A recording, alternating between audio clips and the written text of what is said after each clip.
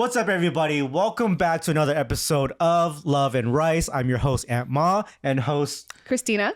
And we got our special guests today who are always a lovely duo. We got Kasey Ma, and we got Vince Shu. I'm sorry, I'm stuttering here. I know you're nervous. You know, we kind of have that effect on people. We do. We got reality TV stars here. I'm not used to this. I mean, and we got the guy that always takes his shirt off, so you know. Yeah, you want to go? I'm surprised you haven't taken your shirt off yet. Seriously. That's for a different channel, you know? Yeah, if you guys don't know what I'm talking about, watch The One That Got Away on Amazon Prime Video. These guys have done a very great job. I just love watching Asians on TV, and you guys made me so proud. Holla. So in today's episode, we're going to be talking about the difference between having money in your 20s versus your 30s in a relationship. But obviously it always starts off with what jobs did you guys have in your 20s? Or what is your first job? Are we talking about teenage years or like real jobs after college? So, for example, for me, my very first job was working at the mall at Dairy Queen / Orange Julius. So I was making drinks, ice cream, hot dogs. And so I was making like, what was minimum wage back then? Like $6 an hour? $7 an hour? That's not $8? Something like that, right? And it was just ridiculous at that time. But even making so little money, I was using that money, not even for myself, not even to buy a car. I wasn't thinking about myself. I was just thinking about buying stuff for girls. Like, oh, it's Valentine's Day. Let's use this money to buy this girl this humongous 10 feet doll that she's just going to throw away, you know? But you think it's like, it's sweet, right? So I would spend a lot of money on girls in my 20s at a minimum wage job. So we're talking about in our 20s and not like our first job then? Well, that was his first job. I was like 17. Oh, okay. Yeah. Okay. So my first job was actually, I tried working at McDonald's when I was 18, and I worked there for maybe like a day or two, and I quit because I was doing the register, I was doing everything, and then I also had to clean the bathrooms, which I did not like. That was one thing, but the one thing that really that set it off for me was like I had like a male manager, and he was trying to help me put on my uniform, and then like it was like a button or like a bow that you have to put on, and he got so close to me. It was like face to face, and he was trying to like help me put it on, and I was so uncomfortable. And I just called off the next day and I quit. I would have done the same thing. It wasn't worth the money, McDonald's. Was not worth the money. Hey, that's a lawsuit though. We'll talk later. No, that was a long time ago though, you know. What is the point of girls having jobs? Well, I wanted to work because I wanted to be more independent, because I've never really relied on my parents financially.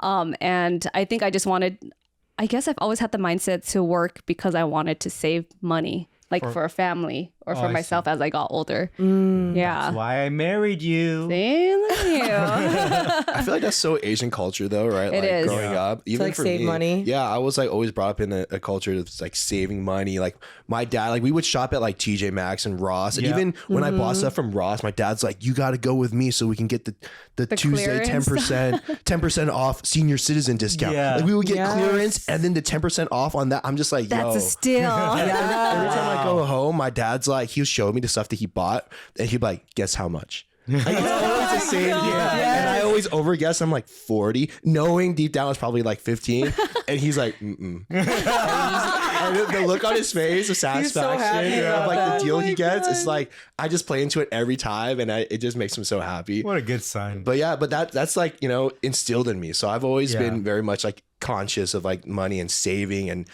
I feel like I usually spend more money on other people than like myself, because my parents were like that, you know? Do you think that's a guy thing? Because all I do is spend money on my friends and girls. Yeah, I definitely think so. Yeah, that's definitely not a girl thing. Yeah, no, Like, for we sure. don't spend money on guys ever. Yeah. We usually don't have to. Right.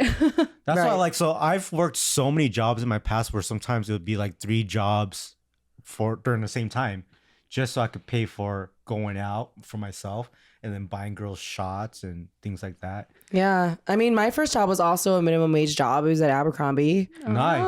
I filled the Asian status quo of my very white neighborhood. You were that one. Now I was it the makes one sense. Asian. That's a flex though. Yeah, that is a flex. Yeah, I was like, oh my God, maybe I'm pretty. You know what I mean? Because like at Abercrombie, you had to be like a certain level of attractiveness, I guess. So, and they always put me in the front. Which is also And a I was lawsuit, like, right? No, I It is. get Sorry. it. Well, they have actually a documentary on Netflix about all of that. But yeah, I got that job because I wanted to buy better clothes. And that's how I got into fashion, actually. Oh, okay. Because I finally had freedom to express my creativity. So before I would also shop at like Ross, TJ Maxx, and like Burlington Coat Factory. Yeah. My mom would always have like an envelope of coupons where she would like take out and like get the discount on top of clearance or like whatever. So I had a very like saving mentality, like you can't spend. And then I got, I guess, kind of greedy, or like I really liked clothes all of a sudden. And I was like, well, can we go shopping again? I was like, I don't have enough clothes. There's not enough variety. Nothing's new. And then my dad was like, looked at me straight in the eye and he's like, you want your own clothes? You get your own job. And I'm like, Nice. okay. And I was like, let me go get a job. Yeah. So then I Yeah. started like asking all my friends what they did. And like the it job was Abercrombie. And I was like, do you think they would accept someone that looks like me? And then my friend, who was a white blonde girl, Yeah. she was like, I think they would if I referred you. So she referred me. And then I got an interview, and then my personality, I guess, won it over. There's always that one Asian girl that works at Abercrombie. Yeah, I was that You one were Asian that girl. Asian It's girl. always that You one were. whitewashed Asian girl, which is like, was so me. I will never judge a book by its cover because the way you look, you do your makeup, the way you dress is straight up ABG. Is it really? I knew he was going to It say is. that. It is. No So I would way. never think you were whitewashed. And now it makes total sense when I ask you things about like Chinese culture or like Chinese food, and you're like, I don't know how to say this in Chinese or that. And like, I'm like, what? You look Yeah. so Chinese. But ABGs are more in tune with their culture. They are. They yeah. are. That's true. It's just because like I also don't get along with them as well. Like because I'm like, what are you doing? Or like, why are you dressing this way? Or like, what food is that? You know, like there's still differences. So like a cultural difference still, even though you're both. I'm like in between. So This right. is how we're gonna find out if you're a true ABG or not. Is your favorite drink Hennessy? No, it's not. There you go. She is not I'm an actually ABG. not. I might look like one, and I Yeah. might have like the ABG starter toolkit. You know what I mean? Like I could easily become a full-on ABG. You can. But I didn't even know Hennessy was an Asian drink until I moved to LA. Oh. And that's Yeah. like recent. That's how out of touch Wow. of like Asian culture I am. Wow. And I'm going back to black. You know, Amy Winehouse. Like, yeah, I've actually moved to LA to become more Asian, but more like by food and culture. You know what I mean? Rather than like ABG. Although now I'm going to festivals, so Oh, that's yeah. kind of pretty ABG. So It is. yeah. Well, my first job, I worked at one of my first jobs. It was at a cafe Why do you sound so sexy right now? because we're doing this late night. It's not even late. guys. It's like Middle of the afternoon. It's 1 p.m. for a podcast because you can't take off the shirt, you know. Oh, that shirt's gonna slowly come off. No, I worked at a cafe. I actually worked there because I wanted to start a chocolate company. Whoa. Yeah, I'm not going to give away too much because who knows, I might still start it, but Okay. it was going to be like a chocolate cafe. And so I was like, oh, I should get some cafe experience. And so I worked at this like sandwich shop that was also kind of a cafe. Yeah. And I would be like making coffees and stuff and handling the register and just to get that customer experience. But I was also doing like the dishes in the back. Oh, wow. And so I was doing all of that You're stuff, doing but I remember my boss would always tell me like, oh, like Vince, like you're so great with the customers, but you're just kind of slow. Like I was just like, kind of slow moving. Like Yeah, some of these yeah. other people that were hustling, they were just like, bam, making these sandwiches, cutting. I'm just like, Yeah. I was like kind of taking my time with certain things. So I didn't last very long. Yeah. I lasted maybe like 3 months or so. But I just like, I wanted to gain that experience so I can Yeah. start my own company. And but what I decided instead, we were deciding between my ex-girlfriend and I, between starting a chocolate cafe kind of company or starting a hot sauce company. Nice. And we decided to actually do the hot sauce company first because it was less less overhead in terms of, you know, like, because you have a cafe, you have to have like, you know, a brick and mortar, right? And you have to have all this like staff, and you're committed to being there all the time. Yeah. Right. Whereas a product, right? Like we can get a co-packer manufacturer to like make the product, and we don't actually have to be at a physical location. And it was just a lot more, you know, less risk at the time. Because I remember we started the hot sauce company. It was just like her dad's sauce, and we were just like, oh, let's just see. You know, people will like it, because I used to love it. I asked for it all the time. I was like, there's nothing like this at like Ranch 99, and we should sell it to, you know, at this farmer's market. I remember the first farmer's market we sold out like 75 jars in like, that's crazy. like an hour and a half at the Alhambra farmer's market. And that's when I was like, okay, no, this is for real. Like there's potential. And I just loved selling it. I love like telling people about it. I love sampling, you know, and telling people like about the sauce. I was like very passionate about it, and it just, you know, blew up. And now, you know, 5-6 years later, it's in all of like the Whole Foods and Sprouts, and it was like the original chili oil sauce, because now you see all these chili oil sauces coming out. Right? Before it was Laogama, and then we were like, you know what? There's no like elevated chili oil sauce, right? Like the product itself is like around $8-10. It's not cheap, but the ingredients are like high quality. It's for people that, you know, are a little bit more health conscious, that, you know, can afford more of a specialty item. And so we were targeting complete different demographic. And then now that whole market has blown up, like a bunch of chili oil sauces. But yeah, like my life before being a lawyer, now in my like late 20s, 30s, I was like entrepreneur, like hustling. Yeah, like, you did it right. Like we're here talking about McDonald's and Dairy Queen, and you're saving up for starting your own business. Yeah, I'm like, holy crap, dude. Yeah. That's awesome. I also I had the luxury of having great family support, right? Like like a lot of my other friends, you know, they had to be working to be able to pay off certain things at the time. Like I was lucky I didn't have that, you know, on my mind. I didn't have to worry too much about it. So I did have the luxury, which I always I talk to my parents about it too. It's like, you know, having Asian parents, like immigrant parents, right? Like in their generation, they're coming to US, they're like in survival mode. That's right. That's why like all the saving and all that is like very much prominent in their mindset. Whereas for us, we're in the luxury of being able to grow up here. We have that more, you know, luxury mindset, or the more like, okay, we can actually take more risks. You know, so because of that, I think at your early age, I was able to take some of those risks and just like start businesses instead of having to worry about, you know, oh, can I pay the bills? I had a different type of risk mentality. Mine was just like, well, I'm young, I can keep making money, so I'm gonna keep spending on girls, and then it is what it is. See, I was in a long-term relationship, so like I wasn't even like, I think you spend more money when you're trying to date, when you're right? dating. Yeah, because you go to movies, you got all these adventures. Very true. First dates are like the most expensive. If you don't know what you're doing, I remember when I first started like dating after my relationships ended, I remember I'd be spending like $200 on just like dinner and drinks. And I'm just like, dude, I can't be doing this. I mean, that's the same thing going to a club with your boys. You'd probably be spending that much too. Right, just on drinks. And it's such like a bad financial decision. It is. And you kind of have to learn and like be like, okay, I'm going to remove myself from that, because that temptation is always going to be there. But you know, whether it's like when I was young in my 20s and spending money on the girls, and now I'm married in my 30s and spending money on my family, I'm still kind of doing the same thing. Like if I want to go to a basketball game, I got to buy a ticket for her, Christina, too.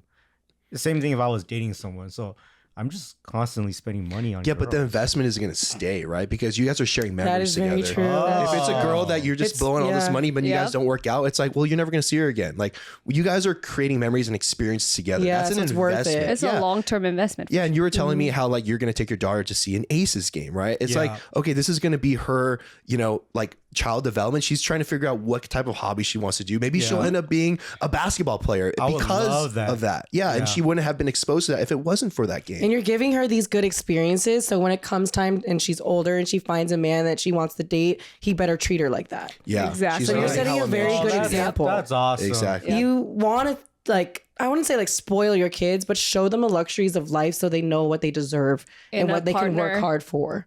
I think that's what's really important. I should be treating her like we're actually on a dad and daughter date. That would be so cute. Opening the door for her. Yes. Giving her a flower. That goes a long way. That's true. Yes. Yep. You have to set the standard high from the 100%. start. Because like my dad didn't do that kind of stuff, and I wish he did. So I knew when going into dating what I deserved without like learning after so many years what I did. you know?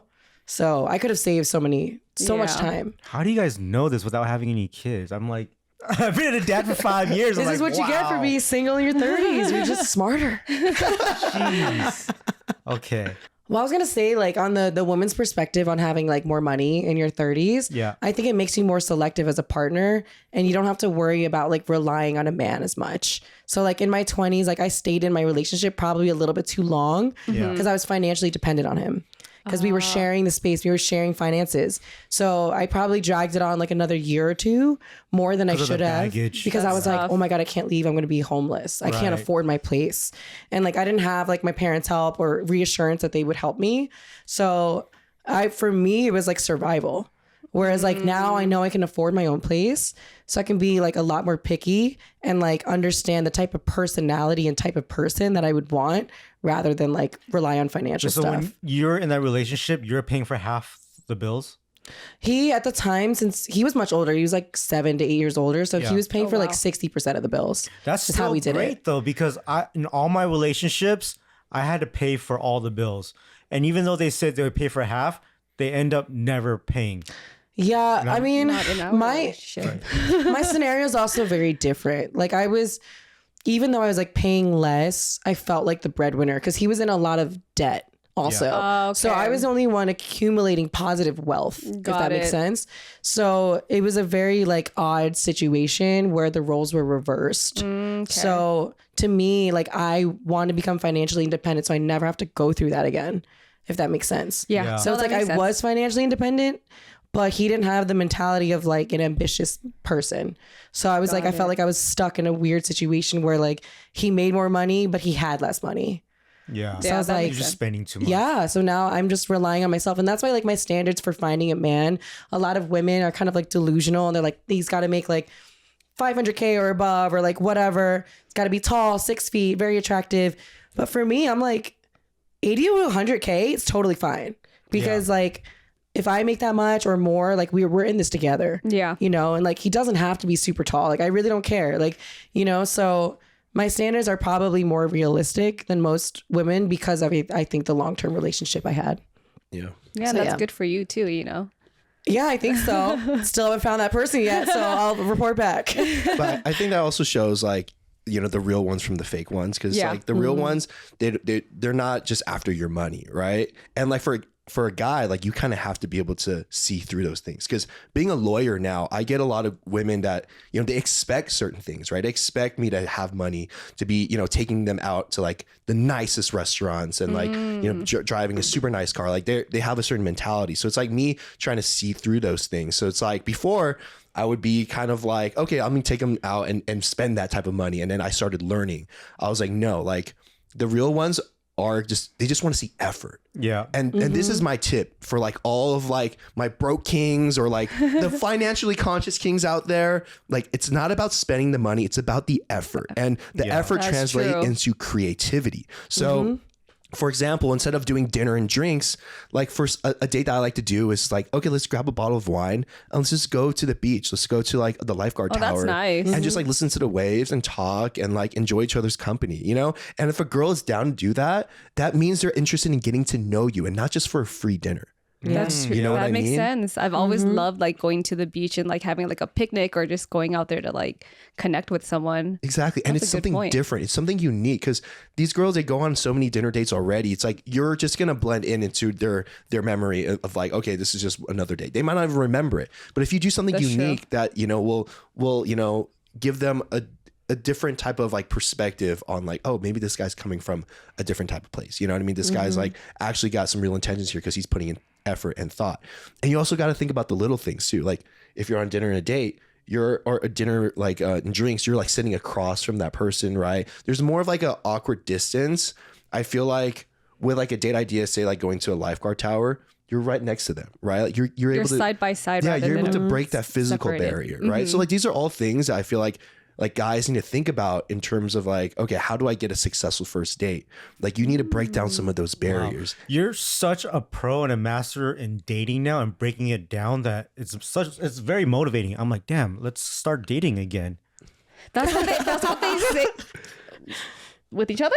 Oh, yes, You guys should be. That's like, what they say in a marriage. You have to go on dates, and Absolutely. it's hard though when we have kids, especially moving out here to Vegas. We don't have a babysitter, but I think we do really have to make that investment and try to have some kind of dates. We try, right? So like we'll go on the dates with the kids. So we'll go have a nice fancy restaurant with a steak and lobster dinner. The kids are with us. But it's different. Yeah, you gotta have one without the kids. Well, we don't have that option, so we just gotta ignore the kids. No, you just gotta work harder for it. You gotta find a good sitter. Yeah. That's what you have to do. I don't trust anyone yet. I mean, like Enzo's still, in his potty training phase. Yeah, I mean, it's not gonna happen overnight. Yeah, exactly. Like you can start interviewing, start seeing them, like see what happens, see referrals. Yeah. Start asking around. We do have a couple people in mind, but when Enzo's like, help, wipe my butt, help, then I'm like, okay, we're not ready yet. Well, they will be going to school soon, so then we can prioritize dating again after that. We're going on trips and stuff. I remember like when me and my ex of 9 years, right? We started the company together, the hot sauce company. Yeah. One of the biggest reasons why our relationship didn't work out, I think, is because of the business. Like on our dates that we would go out, we'd be talking about the business all the time. It's always about work. It's almost like having kids, right? It's like it's our family. It's like the business was always in the center of it. Yeah. And because of that flirting, that like actually going on dates to be in the romantic type of like mood, it just wasn't there, and we couldn't really like force that. Yeah. And that started being the problem, I think, down the line, like long term. So that's my advice for people too. It's like, if you're in a long-term relationship, like try to keep dating, like, no matter what, what it is, whether it's a family, whether it's a business, like you need to still have that like romantic spark there. Yeah, because I think that's probably one of the biggest challenges that we have, because ever since we've been in the YouTube space on social media, our work life is connected to our personal life, so there's not really too much of a balance because everything revolves around work. You have to like schedule your dates, schedule even your sex, like all of these things. I'm serious. As crazy as it sounds, right? That's what I did in my relationship. Like when it was like not going well, I was like, hey, listen, like where's the romance? I was like, I want you to take me out. I was like, can we set aside some time at least once a month for a very nice dinner, or like once a week where we're going to have dedicated no distraction time. You really need that. That's where that compromise is. Like, she understands that you need to schedule things in. She used to get mad when she's like, you got to schedule this in with me. I'm like, yeah, because or else I'm going to, like, I just have to. If you're a busy person, you do have to schedule time to do that. And as regimented as it is, it's better than it not happening at all. Because if you don't schedule it in, then you're kind of mixing in everything that you do throughout the day with what you're trying to do with your wife. Right. And it's not 100%. Yeah, but when you schedule it on the back burner, you can block everything out and then focus 100% on whatever you're trying to do. Right. So that's great advice. Yeah. Yeah. I mean, when I schedule it, it's like I always made sure to dedicate it. And like when you schedule it, you look forward to it. You're like, oh yeah, Thursday at 6 o'clock, I have a date with my boyfriend. We're going to watch this movie. And like the whole week you're planning little bits of it.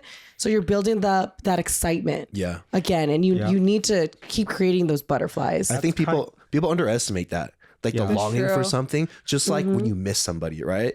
Like if you have a long distance relationship, like that longing, like missing, like not getting that instant gratification. It's like, oh, I want to see you now. Now I got it. Like that longing, that building of like anticipation. People underestimate just the power of having that in the relationship. Yeah. And then people say like financially, comfort is the killer of ambition, but in a relationship, comfort is the killer of love. Yeah. Right. Because you see each other all the time. You're just like, oh, I can have sex anytime. Like it's whatever. Yeah. And just becomes less of a special thing. That's true. Wow, a lot of great advice here, guys. I love this episode. Thank you for coming on once again. Guys, make sure to subscribe to the channel and also follow us on all the podcast platforms for Love and Rice. Thank you, Kasey and Vince, for being here. Follow them, check it out in the description box, and click on all of their social medias. And we'll see you guys next time. Thank you. Bye. Peace.